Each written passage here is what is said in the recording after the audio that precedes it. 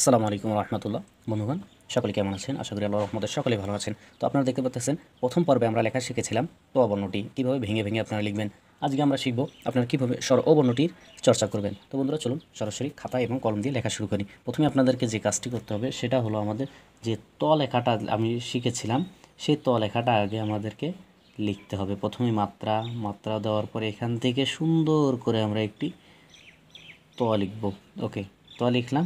দ্বিতীয় কাজ, আজকে আমরা স্বর ও লিখব। ওকে বিন্দু দিলাম, দেওয়ার পরে এখান থেকে ঘুরিয়ে এভাবে নিলাম। নেওয়ার পর এখান থেকে যে কাজটা করব, এখান থেকে এখানে নিব। আচ্ছা, নেওয়ার পরে এখান থেকে আমরা আবার নিলাম। নেওয়ার পরে এখান থেকে এভাবে, আবার এভাবে থেকে সোজা উপরে, নিচ থেকে সোজা উপরে দেবো এভাবে। একদম সহজ। যদি আপনারা একটু চর্চা করেন তাহলে অবশ্যই সুন্দর করে লিখতে পারবেন। আপনি নিজে অভ্যাস করুন এবং আপনার সন্তানাদিকে